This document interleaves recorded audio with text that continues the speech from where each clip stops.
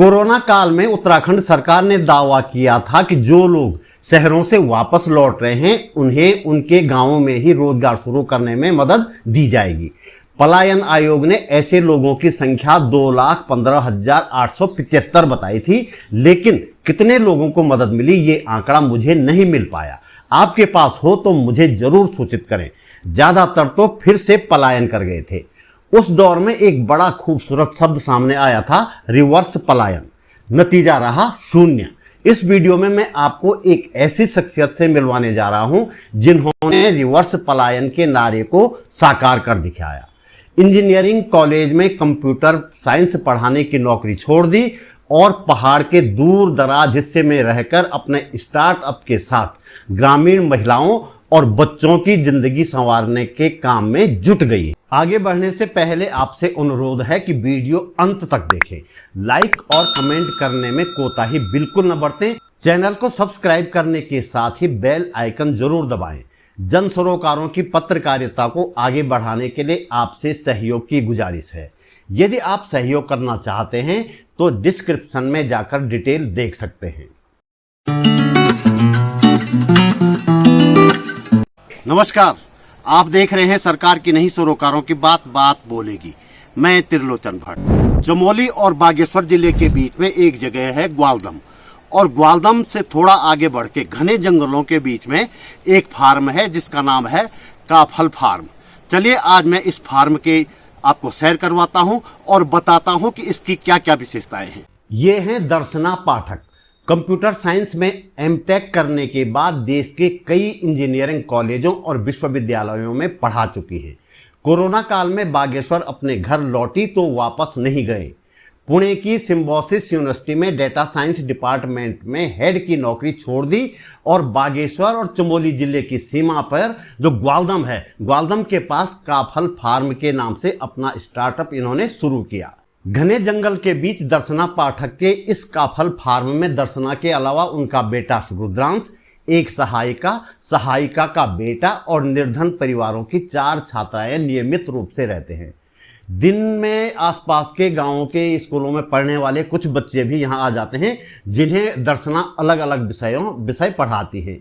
यहां रह रही 4 छात्राओं के अलावा गांव से आने वाले बच्चों को दर्शना खुद पढ़ाती है और अलग अलग विषयों के अपने जानकारों से इन बच्चों के लिए ऑनलाइन क्लासेस भी करवाती है, और यह सब मुफ्त में होता है। फार्म में रहने वाली 4 बच्चियों के लिए 1 वर्ष का संभावना कोर्स इन्होंने शुरू किया है, और इस कोर्स में उन्हें स्किल डेवलपमेंट और एंटरप्रेन्योरशिप की काउंसलिंग दी जाती है।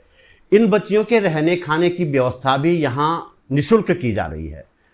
पढ़ाई के साथ ही फार्म के काम भी ये सारे लोग मिलजुल कर करते हैं। खाना बनाने से लेकर सफाई, खेतों में काम करना और फार्म में पाली गई बकरियों की देखभाल भी इन कामों में शामिल है। मैं एक दिन के लिए यहाँ आया था, लेकिन मेरा मन यहाँ ऐसा लगा कि 3 दिन रह लिया, लेकिन मेहमान की तरह नहीं, परिवार के सदस्य की तरह। इस परिवार में न किसी की जाति पूछी जाती है न संप्रदाय। परस्पर प्रेम की गंगा हर वक्त यहाँ बहती हुई प्रतीत होती है। बाहर से आने वालों के लिए यहाँ 3 टेंट अस्थायी रूप से लगाए गए हैं और अस्थायी टेंटों की भी व्यवस्था है। दिन भर मैं काफल फार्म की गतिविधियां देखता रहा। टेंट हैं, पॉली हाउस है, बकरियों का बाड़ा, जड़ी बूटियों के खेत, लकड़ी और मिट्टी से बना सामूहिक किचन सबसे महत्वपूर्ण है यहाँ का, और यहाँ सब सामूहिक प्रयासों से ये सब बनाया गया है। पढ़ाई और दूसरे कामों को निपटाने के बाद ये बच्चों के खेलने का वक्त है।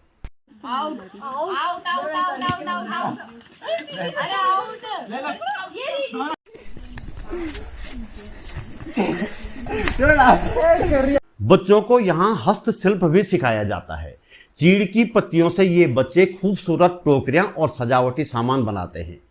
पहाड़ों की जो परंपरागत तकली है जिससे सूत और ऊन काटी जाती है, ये काटना भी इन बच्चों को यहाँ सिखाया जा रहा है, जो इनके हस्तशिल्प के कामों में शामिल है, और बुनाई भी सिखाई जाती है। फार्म में एक लैब भी है। यह बच्चों को प्रैक्टिकल करवाने के काम में आती है। यदि कोई संस्था यहाँ वर्कशॉप करवाती है तो ये लैब हॉल बन जाती है, और यदि वर्कशॉप में शामिल होने वालों को रात के वक्त इसी फार्म में रुकना है तो इस लैब कम ऑफिस को डॉर्मेट्री का रूप दे दिया जाता है।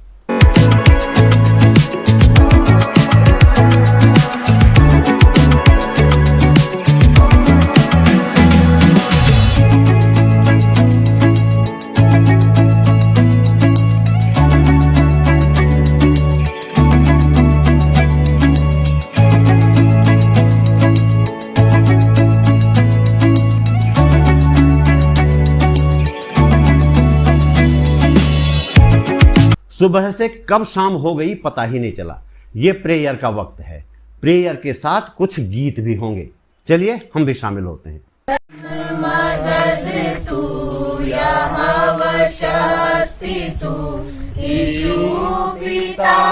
प्रभु तू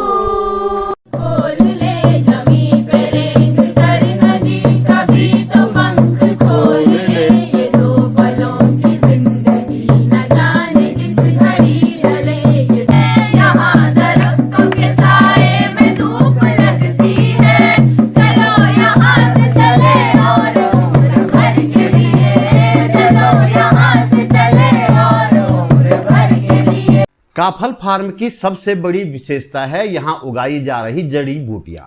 दर्शना पाठक एक एक जड़ी बूटी के बारे में जानकारी देती हैं। कहती हैं कि कई तरह की जड़ी बूटियों पर रिसर्च करने के बाद 7 तरह की जड़ी बूटियां उगाने का फैसला किया गया। ये जड़ी बूटियां इस फार्म के साथ ही फार्म से जुड़े 120 किसानों को भी उगाने के लिए दी गई है। जड़ी बूटियों का चयन इस तरह से किया गया है ताकि हर 2 महीने में कुछ न कुछ इनकम यहाँ इन लोगों की होती रही। दर्शना कहती हैं कि इस क्षेत्र में सबसे बुरी स्थिति महिलाओं की है। पुरुष ज्यादातर बाहर चले जाते हैं नौकरियां करने। महिलाएं पूरे साल खेतों में जुटी रहती हैं, फिर भी इतना अनाज नहीं होता कि पूरे साल का गुजारा हो जाए। इसके अलावा स्कूल जाने वाले बच्चों की भी स्थिति पहाड़ों में संतोषजनक नहीं है। वे स्कूल तो जाते हैं लेकिन क्यों जा रहे हैं उन्हें पता ही नहीं होता। ऐसे में दर्शना महिलाओं को स्वरोजगार और बच्चों को कैरियर काउंसलिंग पर विशेष ध्यान दे रही हैं। फार्म का खर्चा कैसे चलता है? वे कहती हैं कि उनके पति भारत मदद करते हैं, जो खुद भी कंप्यूटर इंजीनियर हैं और पुणे में रहते हैं। उनके कुछ विद्यार्थी हैं जो अच्छी जगह नौकरी करते हैं। कुछ विद्यार्थियों की अपनी कंपनियां भी हैं। वे भी नियमित रूप से आर्थिक मदद कर रहे हैं। यहाँ रहने वाली बच्चियों को भी यही विद्यार्थी ऑनलाइन तैयारी करवाते हैं।